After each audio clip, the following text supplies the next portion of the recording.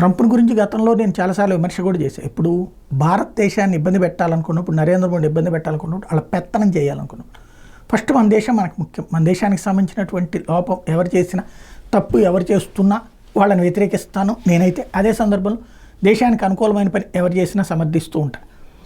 అమెరికాలో జరిగే ఎన్నికలు కూడా ట్రంప్ లాంటి రావాలన్నటువంటి మనస్ఫూర్తి కోరుకున్నాను. ఎందుకంటే ట్రంప్ ఉన్నప్పుడే పాకిస్తాన్ దారిలోకి వచ్చింది, కంట్రోల్లోకి వచ్చింది.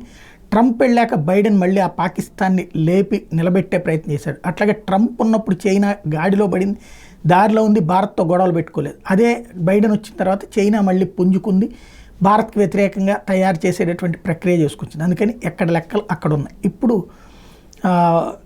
ట్రంప్ వచ్చిన తర్వాత ఒకటి చైనా వ్యతిరేకమైనటువంటి వ్యక్తిని తీసుకొచ్చి జాతీయ భద్రతా సలహాదారుగా పెట్టుకుంటే తద్వారా అది మనకు బెనిఫిట్. రెండో పక్కన వచ్చేటప్పటికి మొన్ననే చెప్పుకున్నాం, సిఐఏకి సంబంధించి ఇండియా నేను ప్రౌడ్ హిందూ అని చెప్పుకునేటటువంటి వ్యక్తి ఒక ఆయన ఉన్నాడు, తను పెడతారని ఇప్పుడు కాష్ పటేల్ ఎవరైతే ఉన్నాడో అతని సిఐఏ డైరెక్టర్గా నియమించాడు ట్రంప్. తద్వారా లేటెస్ట్గా మరొక మంచి పరిణామం భారతదేశానికి.